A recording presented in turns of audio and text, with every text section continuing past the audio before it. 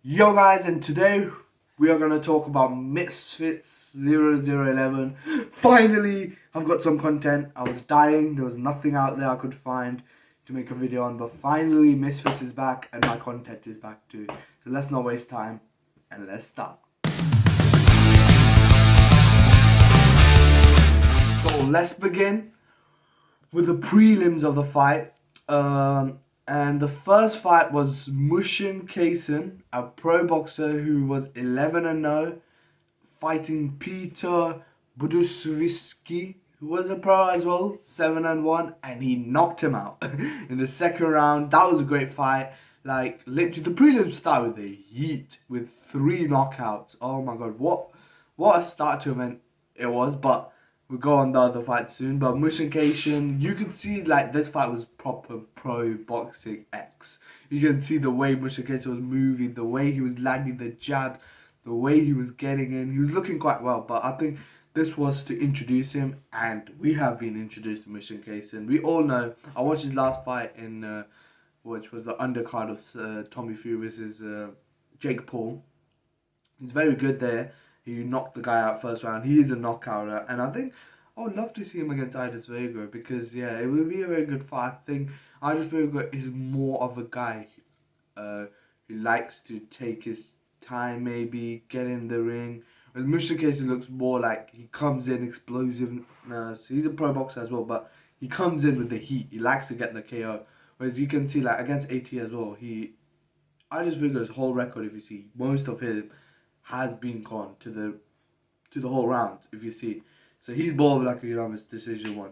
So that would be a good fight, but the problem I think is weight. So maybe, but Mamza said he has pro boxers online for Mushin Kaysen and pro MMA guys, you know.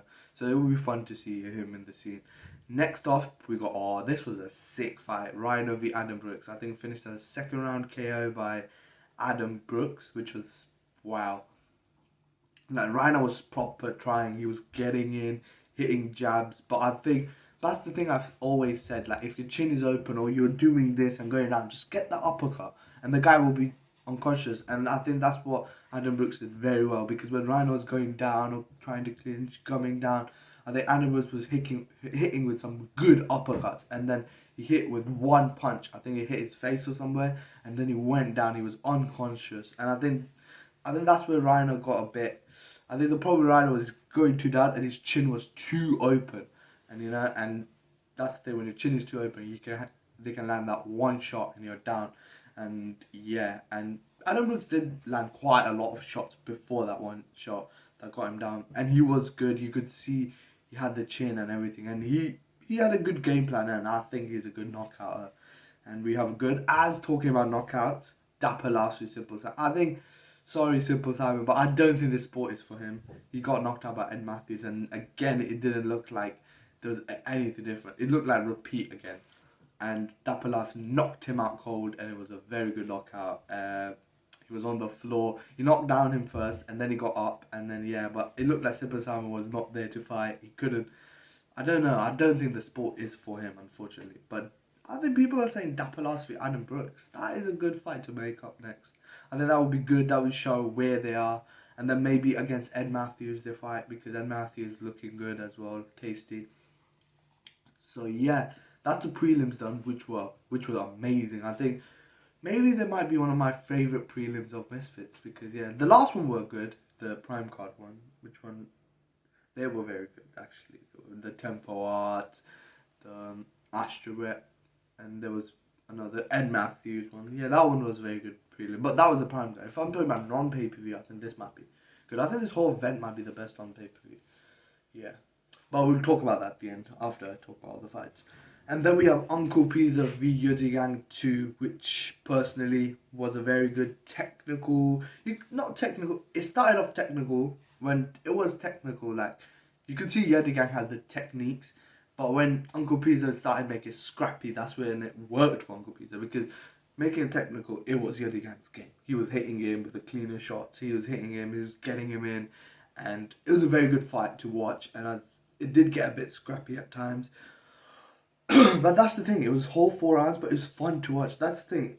For me personally, it goes the whole 4 round. It should be entertaining and it should be action, like, you know. And this fight was action packed. This fight was proper going in. It was a good fight. I won't say it was the best fight in the event personally, but it was a decent fight for me.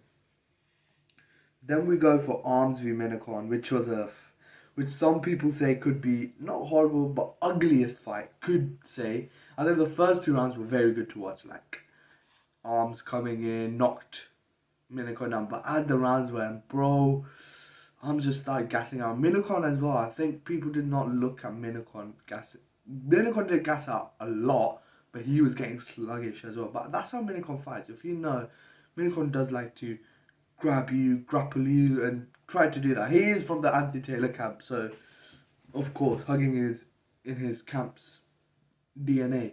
Like you could see Uncle Pizza as well, who it's in the DNA. It's in the DNA. They can't do anything. It's in the camp DNA. Hugging. But as I said, Arms was going in. Arms, I think he deserves the win. Everybody knows he landed more shots. He knocked him down. He wins it. But it's so devastating to see like the guy who won is going out on a stretcher because he got gassed out very badly. And that happened in the first time around Dominican. And we thought this would be very different. We thought he would have the cardio. Because we thought of Master Hugo, but maybe because that ended in round 1, that's why we didn't see like the gas tank he actually has. And I think Arms should not do this KSI stance because he's so big. If you do it, if a 237 muscle does it, it's way more different than a 180, 75 guy who's quite light doing it. So that's why I think, or maybe he should lose some muscle, some oxygen, because in a fight, cardio is key. Like against Tempo, most likely that fight might be around 5 rounds, and I think Tempo will want to make that 5 rounds because he can survive 4. We've seen he can survive 4, and he was even gassing out after the last bell. Maybe he was a bit, but he will increase his cardio. He will look so. Arms needs to improve with that. He's a good fighter. He's a good puncher. He has the skills. It's the gas, man. Make your gas tank better. Make the cardio better, man. The cardio boxing fight, like going on treadmills, stuff like that, is way different to actually, because in there you're running, you know, you're running and all of that. You're putting more muscle in, all of that. But in a proper fight, you're throwing punches, and your arms are the ones that are getting exhausted, and you can see his body just got so exhausted because of the punches he's throwing. Maybe he needs to do more spar rounds and proper, you know, go here. I don't know, man. He needs to, I think everyone say lose a bit of that muscle. It won't hurt him. Lose a bit of that muscle. It will gain way more because muscles don't win fight. And he could have lost it, which would be very sad for him because he was doing well in the first 2 rounds. And Minicon didn't do that much when literally Manga Man was gassing. He was not punching him that much. Even when the referee, I know, was a dickhead, but even when the referee said fight, he still wasn't punching that much. Minicon was trying to relax a little bit as well. And Arms, you could see he was dying. And like the last round, for example, Minicon didn't hit that much. Like Arms hit more dead punches than Minicon. So he should have, like, you know, he should have took the advantage, I think, personally. And maybe he could have got a knockout. But yeah, oh well, let's go to the next one. One of the, you could say, fight of the night. This is Gabriel Silva v Ojo Rose. This was a sick fight to watch again. This whole event had good fights. I don't know which is a fight of the night, personally speaking. This could have been the Alina Vampiro one, could have been the Jarvis Videv, could have been the 3 prelims. I think knockout of the night is going to go one of the prelims.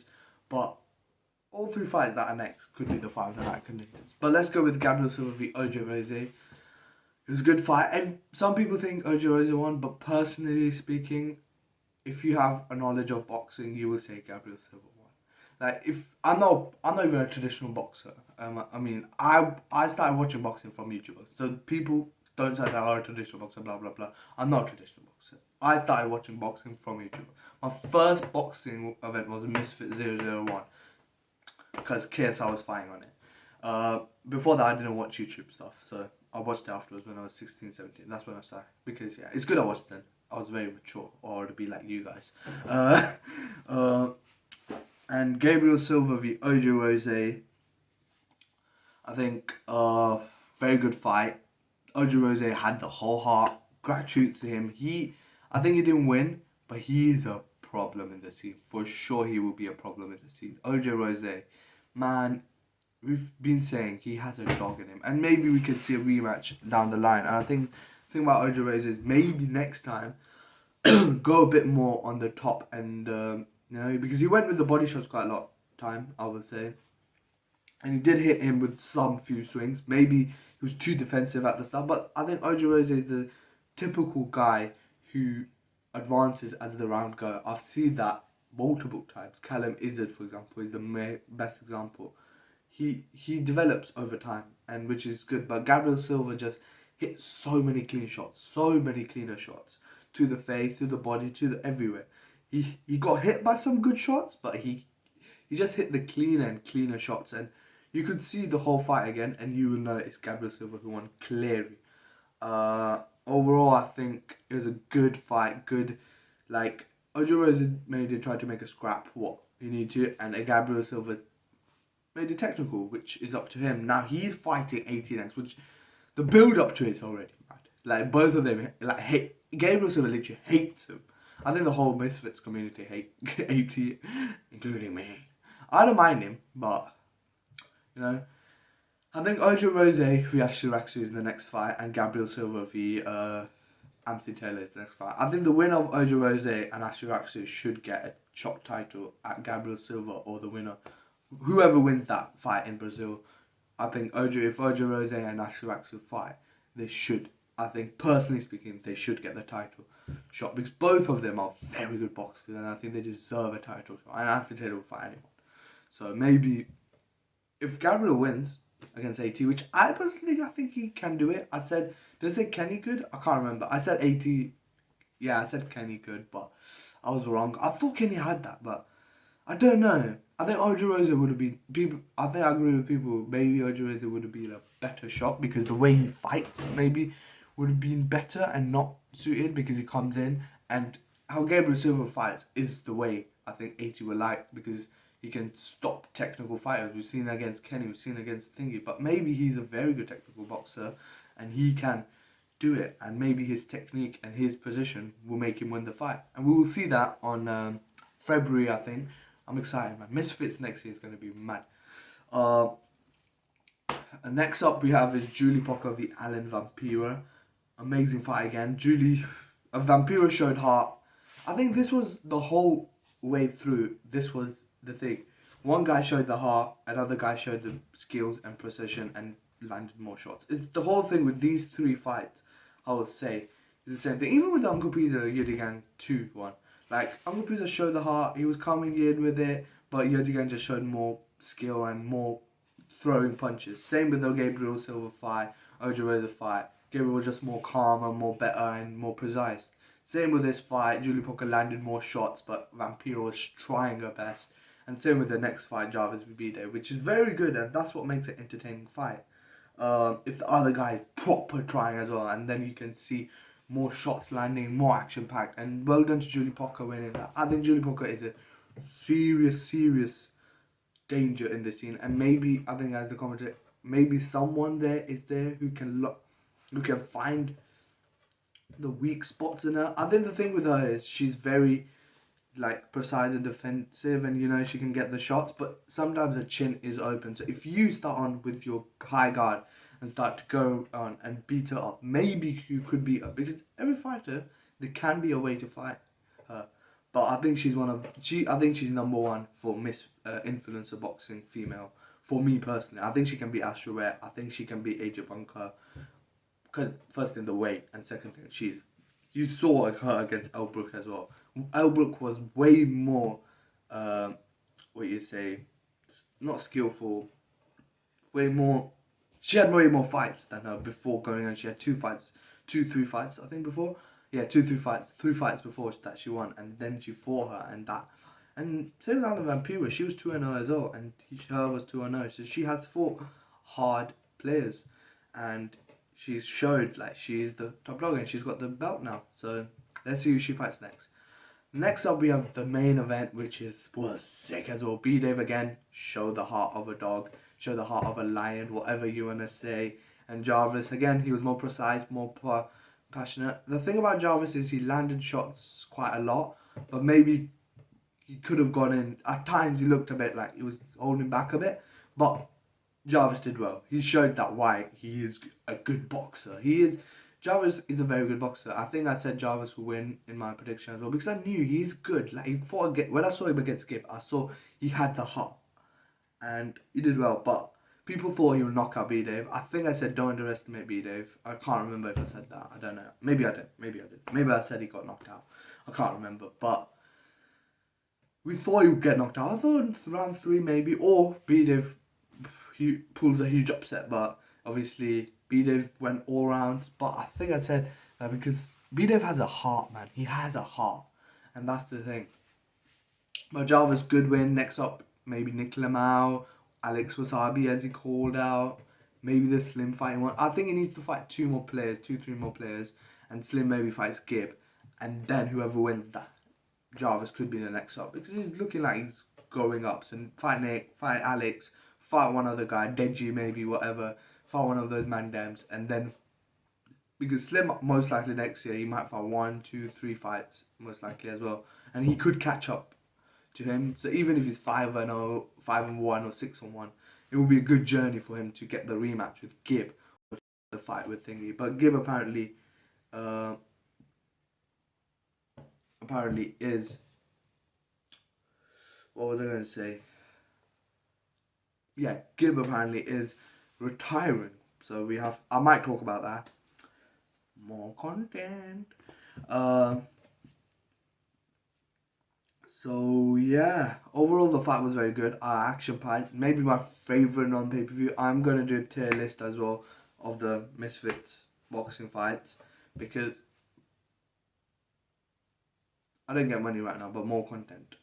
I meant not money because I don't get paid because you guys don't subscribe. So subscribe right now. If you're watching this video, subscribe. Okay, subscribe. It's easy. Just press the button. Subscribe, free of cost. Free of cost. If you're watching this video, please subscribe. And thank you. And share as well, so more people can watch this video. And yeah, overall, thanks for watching and peace. And I will talk about the Joel and Bazinga in another video and about, of course, the Gibb retiring. So, peace.